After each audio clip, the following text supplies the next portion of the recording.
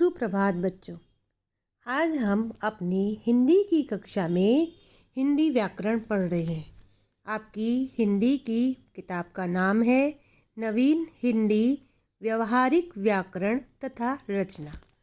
आज हम इसका पाठ 1 पढ़ने जा रहे हैं, भाषा और व्याकरण, लैंग्वेज एंड ग्रामर, जो आप इंग्लिश में भी पढ़ते हैं और हिंदी में भी। सबसे पहले तो हम समझेंगे कि भाषा क्या होती है। अब देखिए, रमेश ने अपने हाथ को मुंह की ओर ले जाकर इशारा किया। माँ उसके इस संकेत को समझ गई कि रमेश को भूख लगी है। माँ ने रमेश को खाना दे दिया। बच्चों, इस एक पैराग्राफ में आपने क्या समझा कि एक बच्चे रमेश ने इशारे से अपनी मम्मी को बताया कि मुझे भूख लगी है, और वह इशारा समझकर उसकी मम्मी ने उसे खाना दे दिया। रमेश फिर अपने हाथ यहाँ वहाँ हिलाकर संकेतों से माँ को कुछ समझाने लगा, लेकिन माँ को कुछ भी समझ में नहीं आया। दोनों को बहुत परेशानी हो रही है। वास्तव में हम अपने मन की हर बात को संकेतों के द्वारा अभिव्यक्त नहीं कर सकते। यदि रमेश और माँ परस्पर बातचीत करें तो किसी प्रकार की परेशानी नहीं होगी। जैसे देखिए, रमेश, माँ हमारी अध्यापिका जी हमें पिकनिक पर ले जाएंगी। माँ ने कहा, बेटा पिकनिक के लिए कहाँ जाएंगे? फिर रमेश बोला, बाल भवन। माँ हमें कुछ रुपए भी जमा करवाने हैं। माँ ने कहा, बेटा ठीक है, कल ले लेना। देखा बच्चों, जो बात संकेतों से समझ में नहीं आ रही थी उसे रमेश तथा उसकी माँ ने बोलकर और सुनकर कितनी आसानी से समझ लिया। बाद में रमेश ने अपनी नानी को पत्र लिखकर बाल भवन में मनाई गई पिकनिक की सूचना दी। नानी ने पत्र पढ़कर पिकनिक के बारे में जाना। इस प्रकार जब हम बोलकर तथा लिखकर अपने विचार प्रकट करते हैं और उसे सुनकर तथा पढ़कर दूसरों के विचार जानते हैं तो वह भाषा कहलाती है। मन की बात दूसरों तक पहुंचाने और दूसरों की बात को समझने का साधन भाषा कहलाती है। आपने समझा कि भाषा किसे कहते हैं? जब हम अपने मन की बात को दूसरों से करते हैं और दूसरों की बात को जब हम समझते हैं, हमारे बोलने की भाषा, ये भाषा कहलाती है। ठीक है, आपने इस पैराग्राफ में पढ़ा कि देखो, संकेतों से जब रमेश ने अपनी माँ को समझाया तो उसकी माँ को समझ में आ गया, लेकिन हम संकेतों को भाषा नहीं कह सकते, क्योंकि संकेतों की भी एक सीमा होती है, लिमिट होती है।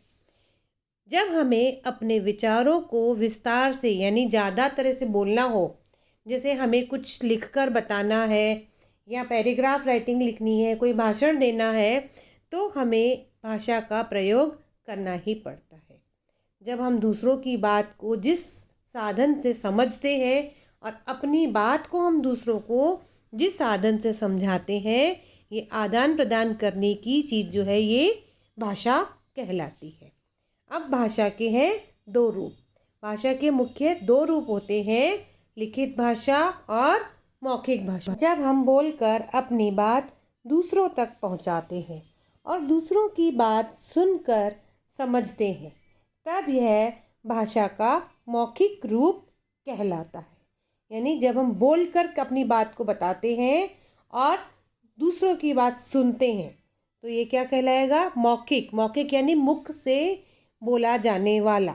ठीक है, अब इसके विशेष बात क्या है कि मौखिक भाषा में 2 चीज़ें आती हैं, एक तो बोलना और सुनना। अब है लिखित भाषा। जब हम लिखकर अपनी बात दूसरों तक पहुंचाते हैं और पढ़कर उसका अर्थ समझ लेते हैं, तब वह भाषा का लिखित रूप कहलाता है। यानी जब आपने लिखकर किसी बात को समझाया तो वह भाषा का कौन सा रूप होगा? लिखित रूप होगा। इसे लिखित भाषा कहा जाता है। बच्चों, लिखित भाषा स्थायी होती है, यानी उसे मिटाया नहीं जा सकता, लेकिन मौखिक भाषा अस्थायी होती है, क्योंकि जैसे जो बोला गया कुछ समय के बाद हम भूल जाते हैं, तो वह हमारे पास स्थिर नहीं रहती। लेकिन लिखित भाषा को आप अपने पास सेव करके रख सकते हो, संभाल कर रख सकते हो। यह भाषा का स्थायी रूप होता है। अब जैसे मान लीजिए मैंने आप लोगों को कुछ वर्क कुछ लिखवाया, क्लास में मैंने बोर्ड पर आपको कुछ लिखवाया, आपने उसे अपनी कॉपी में लिखा, ठीक है, और उसे मुझे चेक कराया, तो ये क्या हुआ, आपने लिखा, मैंने पढ़ा, ये है भाषा का मौखिक रूप। लेकिन जैसे मैंने आज बोला कि मैं आज आपसे प्रश्न उत्तर सुनूंगी, मैंने आपसे कोई प्रश्न पूछा और उसका उत्तर आपने मुझे बोलकर बताया, तो यह है भाषा का मौखिक रूप। मौखिक रूप में जैसे समाचार वाचन, टीवी पर आप समाचार सुनते हो, भाषण देना, पढ़ाना, ये सब मौखिक रूप में आते हैं। लेकिन लिखित में जैसे लिखना, कहानी लिखना, निबंध लिखना, इस समाचार पत्र जो लिखे हुए होते हैं, ये सब भाषा के लिखित रूप में आते हैं। अब आपको मालूम है कि हमारा देश बहुत बड़ा देश है, इसमें इतने सारे राज्य हैं और केंद्र शासित प्रदेश है। हर स्थान की अपनी, हर जगह की अपनी अपनी अलग अलग भाषाएं हैं। यहाँ पर बहुत सारी भाषाएं बोली जाती है, जिनमें हमारी हिंदी भारत की राष्ट्रभाषा है। कुछ और भाषाओं के बारे में भी मैं आपको बता रही हूँ।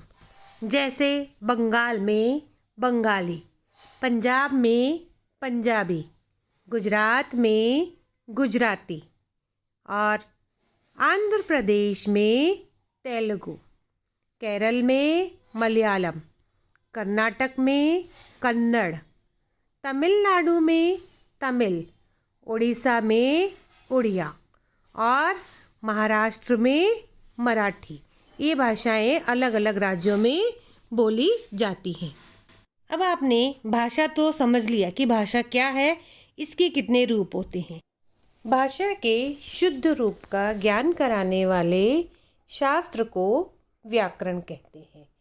तो बच्चों, आपको व्याकरण क्यों पढ़ाया जाता है, समझ में आया?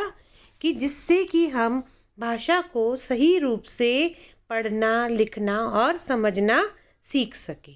अब व्याकरण के ज्ञान से क्या लाभ होते हैं? व्याकरण की सहायता से हम भाषा को शुद्ध रूप से पढ़ना, लिखना, बोलना सीखते हैं।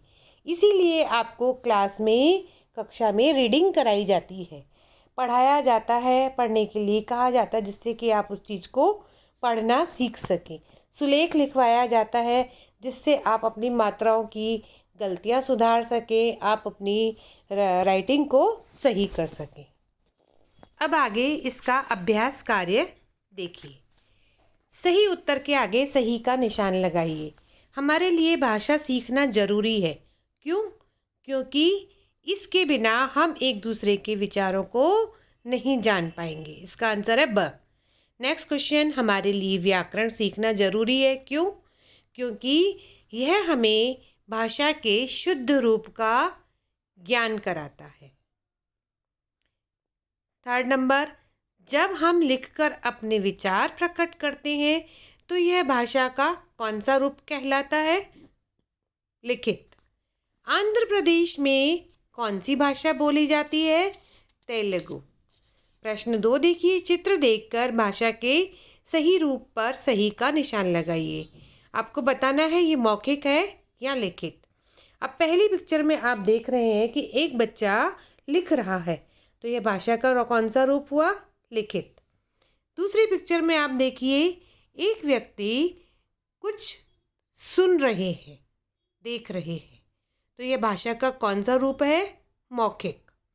थर्ड पिक्चर में भी आप देख रहे हैं कि दादी जी बच्चों के साथ कुछ खेल रही हैं या उन्हें कहानी सुना रही है, तो यह भाषा का कौन सा रूप है? मौखिक। इसमें इसकी अगली पिक्चर में आप देखिए कि समाचार पत्र बोलते हुए वो लड़की कुछ लिख रही है, तो यह भाषा का कौन सा रूप हुआ? लिखित। ये भाषा का लिखित रूप है। नेक्स्ट पेज पर आप देख रहे हैं कि एक बच्चा कंप्यूटर पर कुछ लिख रहा है, तो ये भाषा का कौन सा रूप हुआ? लिखित। और लास्ट पिक्चर में आप देखिए नेताजी भाषण दे रहे हैं, तो ये भाषा का कौन सा रूप है? मौखिक। क्वेश्चन नंबर 3 देखिए, सही वाक्यों के आगे सही और गलत वाक्यों के आगे गलत का निशान लगाइए। हम अपने मन की हर बात संकेतों द्वारा प्रकट कर सकते हैं। नहीं, गलत। भारत के सभी राज्यों में एक ही भाषा बोली जाती है। गलत। भाषा के 2 रूप होते हैं। सही, मौखिक और लिखित। बातचीत भाषा का लिखित रूप है। नहीं, कौन सा है? मौखिक। गलत। भारत में कई भाषाएं बोली जाती है। सही, क्योंकि भारत बहुत बड़ा देश है, इसमें विभिन्न प्रांतों में, विभिन्न राज्यों में अलग अलग भाषाएं बोली जाती है, तो सही। नेक्स्ट क्वेश्चन नंबर 4 देखिए, रिक्त स्थानों की पूर्ति कीजिए। क के द्वारा बोलकर और लिखकर हम अपने विचार प्रकट कर सकते हैं। किसके द्वारा?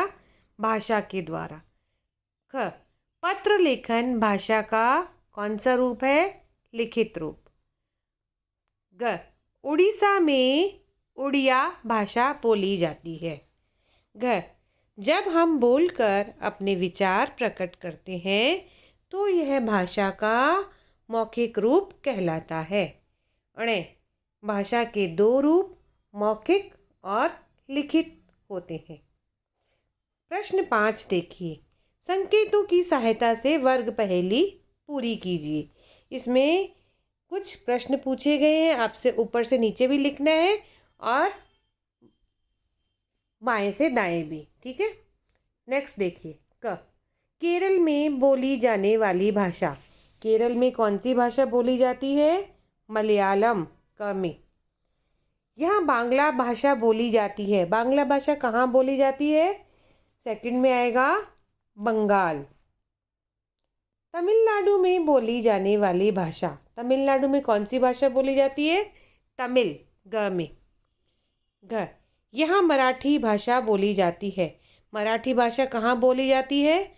महाराष्ट्र में। घ लास्ट है गुजरात में बोली जाने वाली भाषा। गुजरात में कौन सी भाषा बोली जाती है? गुजराती। बच्चों, आपका यहाँ पर यह अभ्यास कार्य पूरा हुआ। कॉपी में करने के लिए प्रश्न उत्तर मैं आपको एक PDF बनाकर भेजूंगी। आप उसे अपनी कॉपी में कर लेंगे और ये जो बुक की एक्सरसाइज है इसे आप अपनी बुक में नीटली कर लेंगे। धन्यवाद।